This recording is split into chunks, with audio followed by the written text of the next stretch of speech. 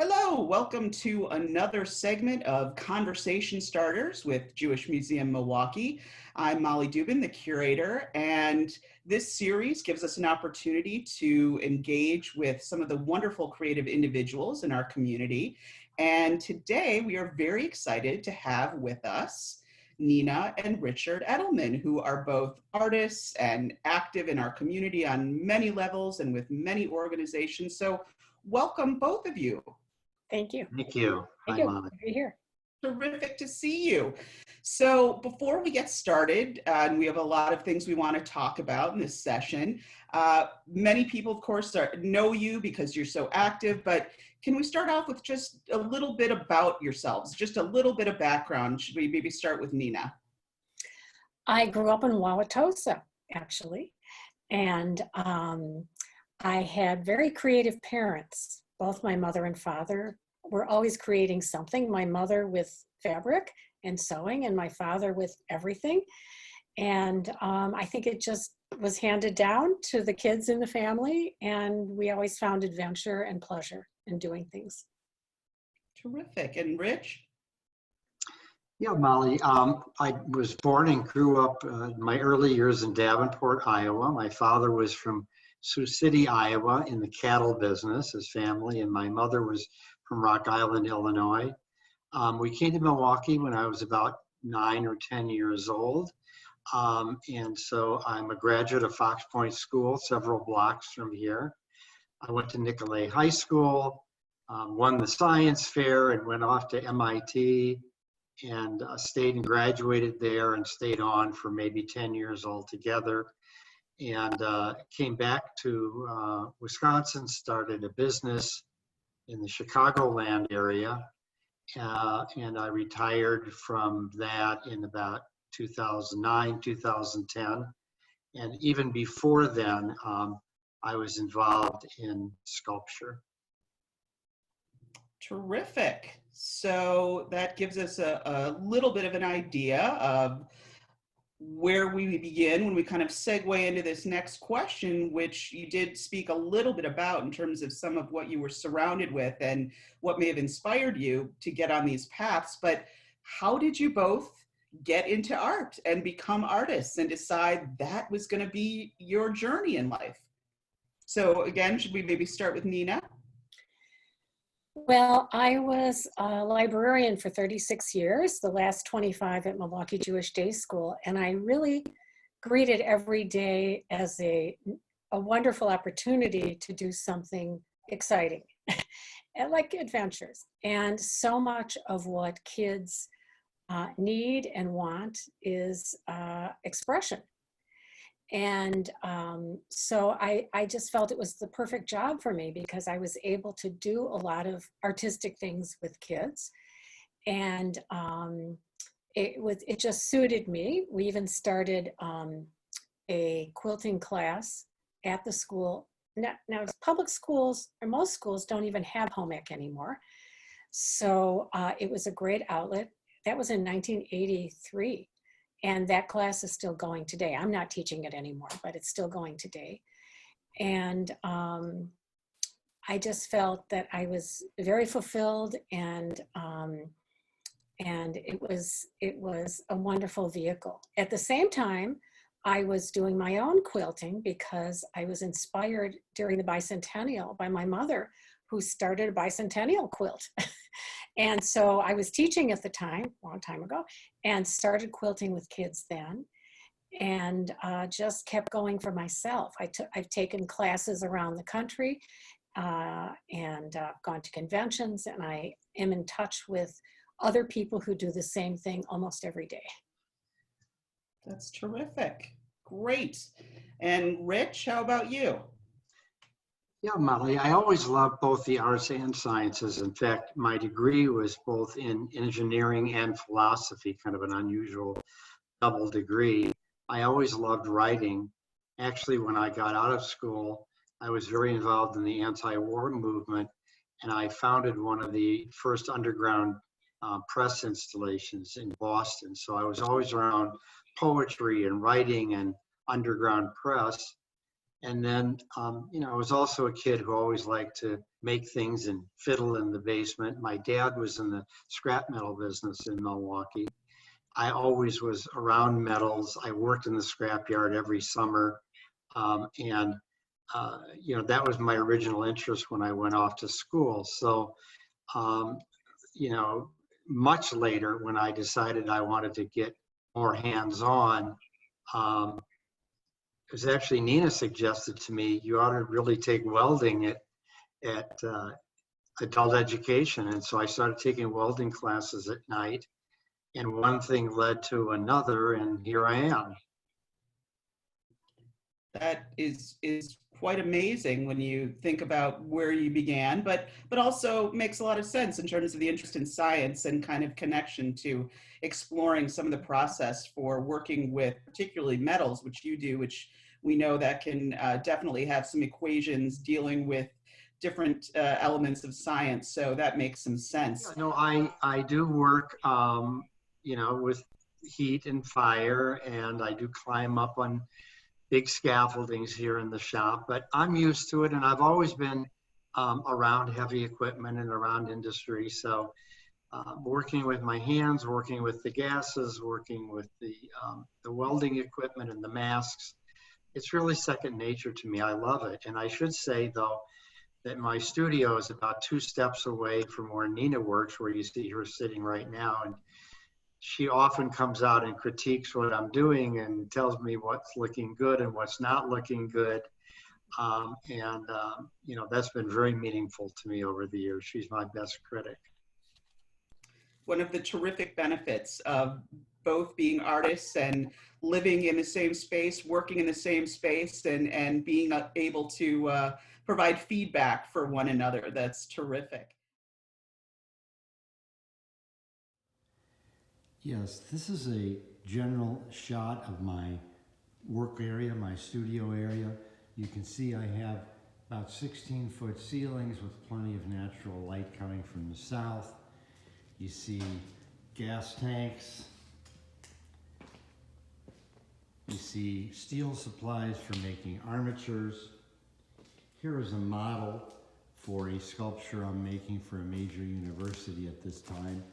This would be about 16 feet tall when realized. These are architectural walls you're seeing here.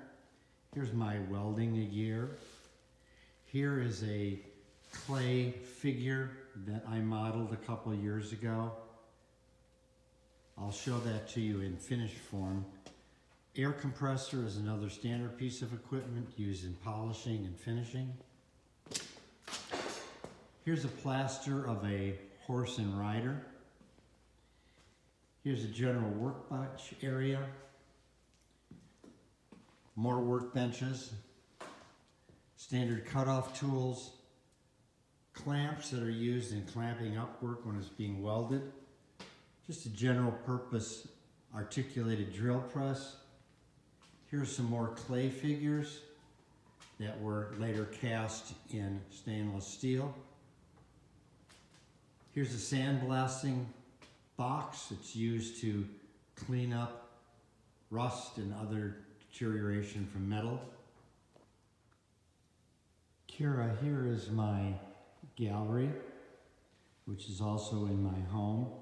You can see that here again we have very tall ceilings. Here's some figures. It's a stainless steel figure.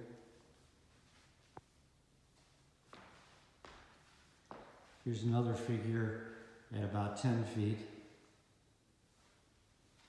This is the one you saw in clay in the workshop studio.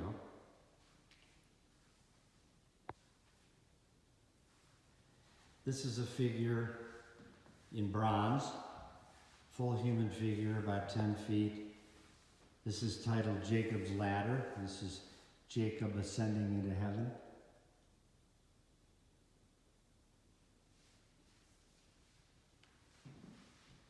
Here's another figure in stainless steel.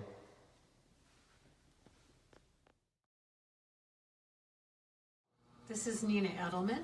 Welcome to my quilting studio. I want to show you what a quilting studio looks like for everybody. It could be smaller, it could be bigger. everybody needs a cutting table, a sewing machine, and an ironing board.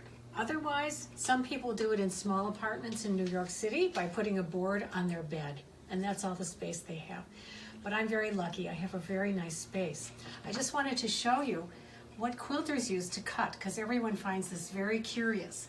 There are different tools called rotary cutters. They're kind of like what you cut your pizza with, and you use a acrylic ruler, and you go zip, and it makes a perfect cut. It was a revolutionary thing in the 1970s, borrowed from Japan. Anyway, quilters all use that. So follow me into the quilting studio. I'd like to show you first, I collect antique quilts. I have for about 50 years, believe it or not. And quilts are so interesting because they're pieces of history. They tell you stories. For instance, this quilt, which is a traditional pattern, it's a 6-pointed star.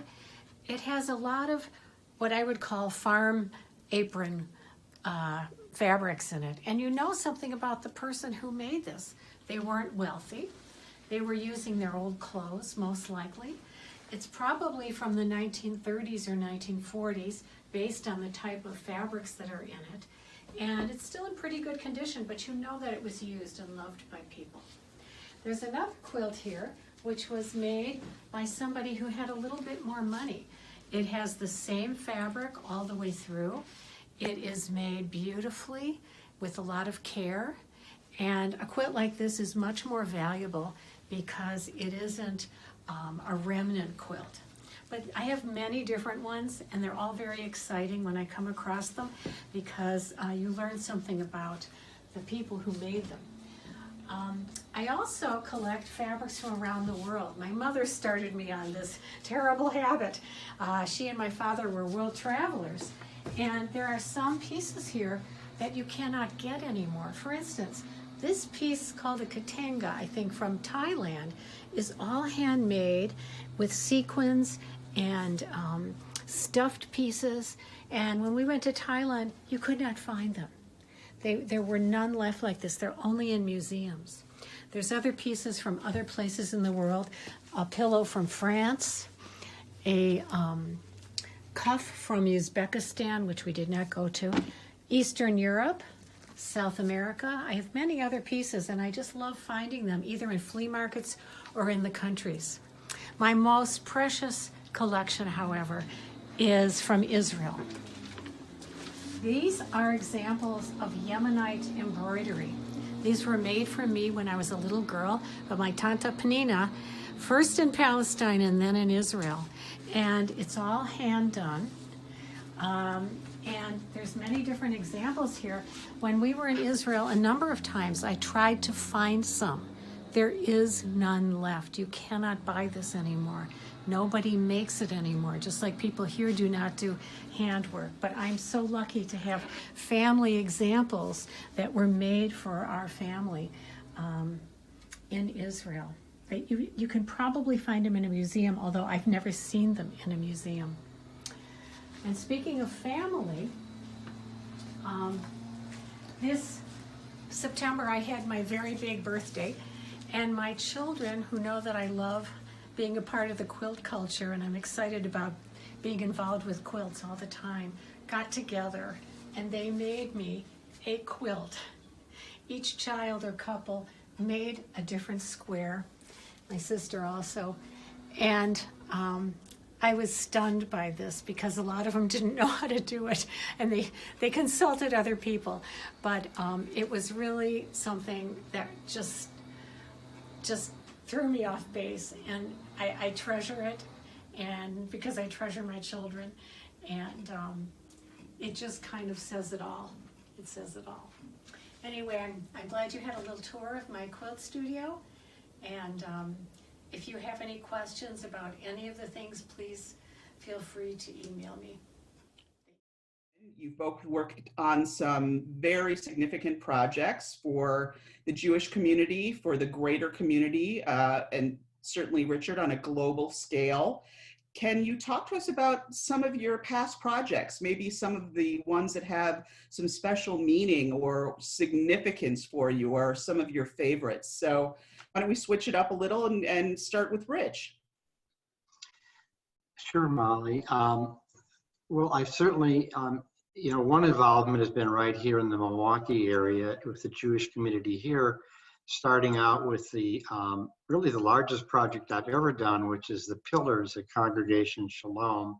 Those are 2 pillars, 25 feet tall, that are on gigantic foundations and weigh around 25,000 pounds.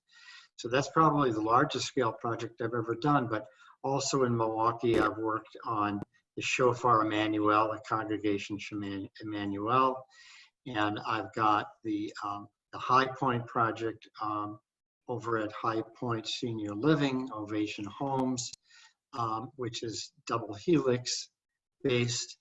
And then also in the Milwaukee community right here, I have quite a few permanent installations over at Horner Botanic Garden, where I've had a long-term involvement.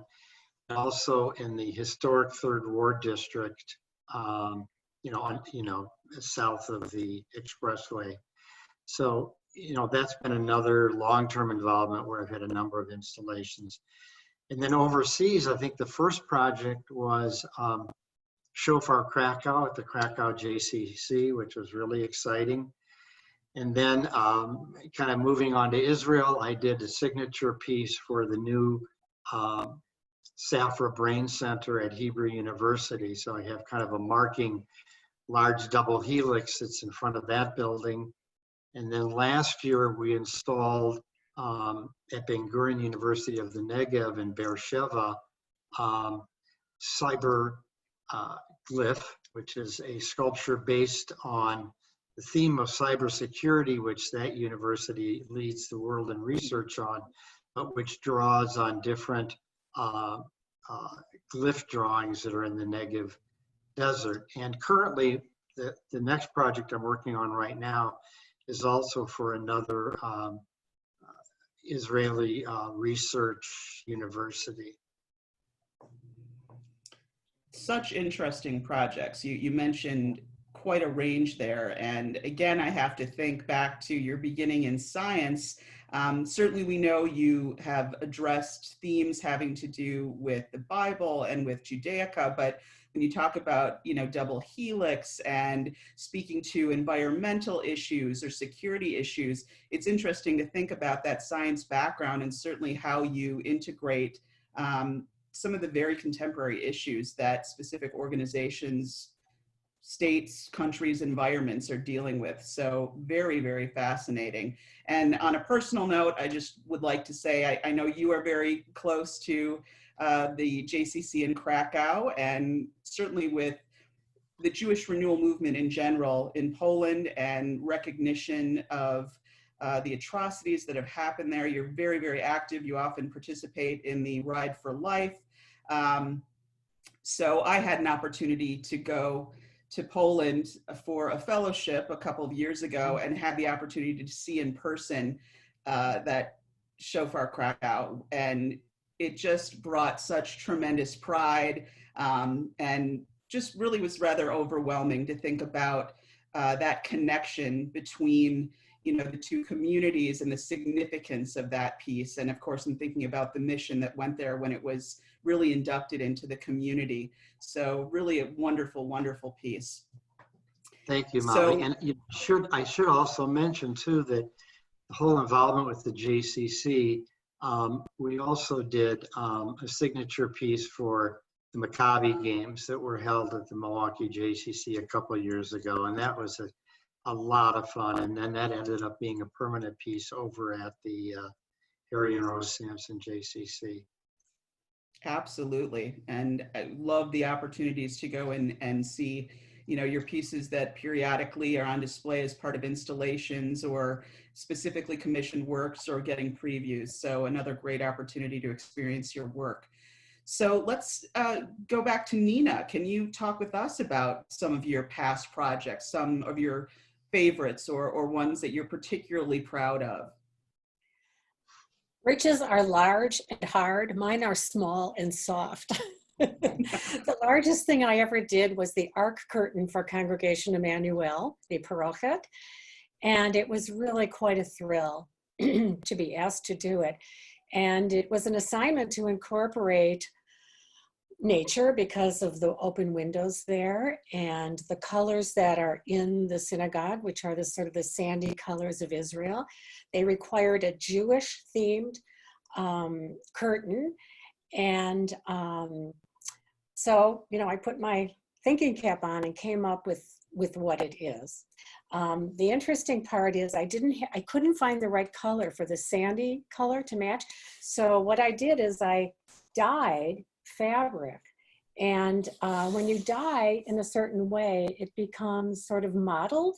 And I really like that. So I used this kind of fabric in darker and lighter shades as well throughout the arc curtain. And I think it lended the right tone. But I'm very excited about it. And it's always fun to go there and see the arc open. I also, after that, created 5 Torah covers for the high holidays. I guess those were wearing out. So there were 5 white Torah covers with different designs on them. One of my favorite quilts, that's not a Jewish quilt, is called Midnight Bloom at the Arizona Inn. I like color a lot, and I also like black, and I use them together. Excuse me. And that one uses the colors of the flowers at night with spotlights were on. So that's, I think, my favorite one. But another one that's sort of important to me is an Asian inspired quilt that I entered in a challenge, like a contest. The person sponsoring the contest was very excited about a method of making fabric from rust. So it just so happens my husband has a lot of rusty old stuff in his workshop, like this kind of stuff. And I have boxes and boxes of all this kind of stuff that we rusted further. And then what you do is you put it on plain fabric like muslin in a tray, and you let it sit for a week with water and vinegar and salt, and you end up dyeing your own fabric. It's kind of like couture fabric, I guess. And so people from all over the United States entered, and mine was very different, and it used rust, and it won to be one of 25 that traveled the United States and the world in different quilt exhibits for a year. So that was really a thrill for me. I never entered any other contests, nor do I plan to exactly, but that one really appealed to me. So. Such meaningful projects on so many levels. And thank you for that nice, description of the differences between your works. I love that. Soft and small, hard and larger scale. Have you both continued to work during the pandemic and time of social distancing? And if you have, how has that influenced your work or your thought process in broaching your work? So Nina, do you want to start us with that? Sure. Middle of March, when we realized what was happening, I am not the only one, but probably thousands of sewers and quilters, mostly quilters, got busy sewing masks. You know, we put down our projects and we put down our hand sewing needles and we just got busy. The funny question is from most people, well, where did you get the material? How did you have so much material? And I have to laugh every time I'm asked that because quilters have stashes. You know, you might need a piece this small to make an applique, or you might be doing a baby quilt and you need little things or colors or whatever. So that was no problem. The problem was getting elastic or some of the tie materials. So yes, but also it really helped me focus and center as it did most other people, because if you watch news incessantly like I do, it's very depressing. It's very sad. So, okay, you see some bad news and boom, you keep sewing, So I made about 75 masks. I made some for clinics and hospitals, for doctors and some other people who needed them. And I think I'm done now. But that's what I did during the virus. Now I know that there's going to be a lot more days of staying home, but I have other ideas too. That's good. That's one of the wonderful things about being creative individuals, is being able to think outside the box. I think that's a great advantage during this challenging time. So Rich, what about you? Yeah, I don't have any specific creations or, that are addressing the issue of the pandemic, but it's been interesting to be involved. I'm involved right now with two Israeli research universities, one of which I installed a project for last year, Ben Gurion University, and I'm currently working with another Israeli institution on a current project.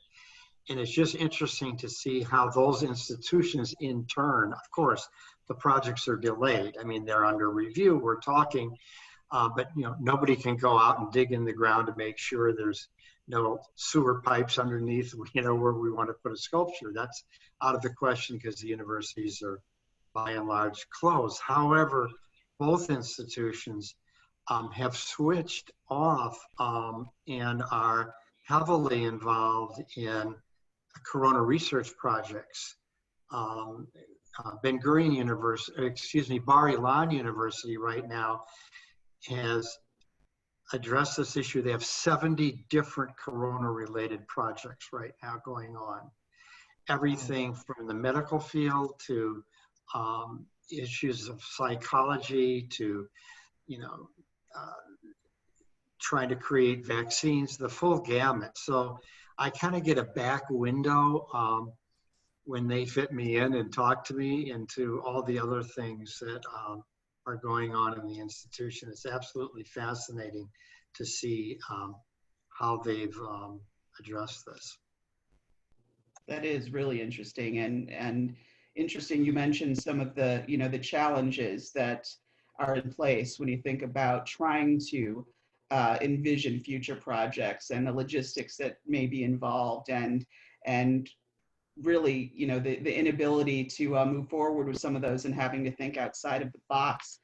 So with that, I think that's a nice segue. And you had mentioned a little bit earlier, Rich, some of your, or at least one of your current projects. Can you tell us a little bit about any other current projects or projects on the horizon that we can look forward to?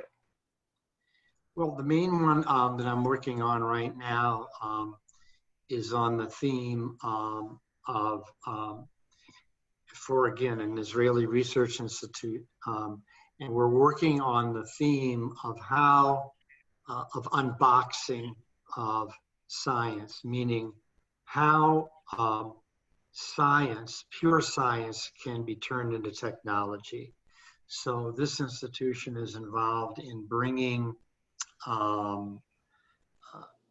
their pure scientists and their technologists together so that they share their resources and so that applications can be found for pure science that's being developed.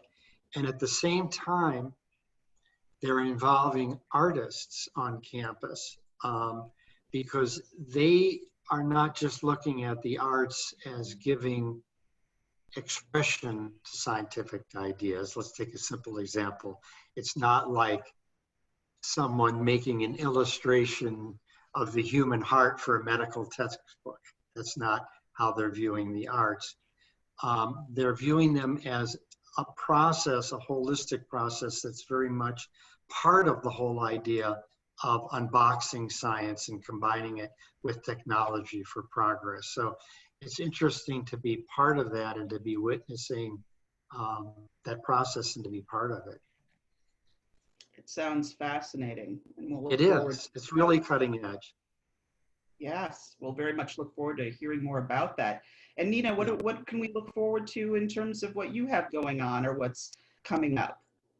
I'm very excited about what I've been doing for the past 6 months, and it's what I would call social justice sewing. I'm not making any personal quilts. There are two organizations that I've been volunteering for. One is called the Social Justice Sewing Academy. It's a nonprofit group in California of youth education programs that bridges artistic expression with activism. to advocate for social justice with hands-on textile programs for kids, middle school and high school from deprived neighborhoods. And so they come in, they talk about what they see as social issues, and they make a block from fabric that's provided. Then these blocks are sent all over the world to volunteers to make one block at a time, to embroider or, you know, finish it off, because fabric is just glued by the kids. And here's an example. I was recently at a convention in Texas, a quilting convention, and this is the kind of block that they do. There were many there. There were hundreds of them that were already put into the quilts from the particular groups. And it was very inspiring to me. So I contacted them and became one of their volunteers. And I just finished my first block. It took a month. It was sort of complicated because it had lettering on it, but I'm very excited about it. The second thing that I'm excited about is called 25 Million Stitches. And it's another group in a different place in California who wanted to bring attention to the 25 million refugees all over the world. So they sent out a call, and they have 1,400 participants to date of people who are making small pieces or larger pieces of on plain fabric, just using stitches. So it could be stitched lines, it could be complicated pictures, it could be anything.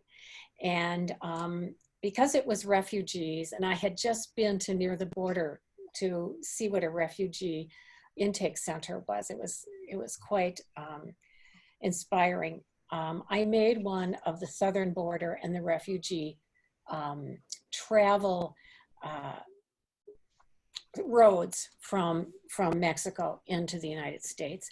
And then I thought, you know what, we really need to get other people involved. And I don't know many other stitchers or quilters outside of my quilting groups. So I invited a bunch of non-stitchers, except for one, to my house, and we sat down and I told them, you know, how to thread a needle. I helped some of them how to put it in and out and just make any kind of stitching they want. So there's a 9-block picture of this engagement. And starting in June, if the art museum is open in Sacramento, these panels, many of them will be on display. Hopefully they'll add up to 25 million stitches. Also, besides that, and besides the masks, I am making pillowcases for a tribal foster child program where the kids need, you know, pillowcases. So it just so happened in my stash, I found all kinds of interesting sort of Native American themed fabric. I'm doing that. And for the holidays, I participated in a drive for making nice, smaller quilts for homeless children in shelters. So that's very exciting. In the future, I will get back to using antique Japanese kimono silks for some quilt ideas that I have. Wow, that is an incredible list of really meaningful and creative projects. I love your tagline, social justice sewing. I think that's terrific. And it's obviously an incredible example of the impact that art can have, both as a means of, you know, venting creatively challenges, frustrations, issues, but also when you talk about the pillowcases you're making, definitely inspiring, but also that are physically going to be utilized. These are actual, you know, relevant needs for these communities. So I commend you for those projects that really speaks to the ability of art to connect, especially when you talk about the blocks in that first, you know, project, going from community to community and adding to that, and and it speaks to the wonderful ability of art to unite people and to really transcend languages, you know, cultural traditions. It is a unifying concept on so many levels, which is one of the most extraordinary things about art. So with that, I think we're going to wrap up. It has been an absolute pleasure talking with both of you and learning about your past and some of the very exciting projects on the horizon that we can look forward to. So thank you, Nina and Rich, for being with us today. And to our viewing audience, thank you for joining us for another segment. And if you are enjoying the type of online content and programming that we are doing, reach out to us, let us know, donate to the Jewish Museum Milwaukee to help us to continue to engage the Milwaukee and greater communities throughout not only the state, but the country and the world. So thank you both again for being with us, and everyone have a terrific day. Thanks, Molly. Take Thank care. you. Bye. Thank you.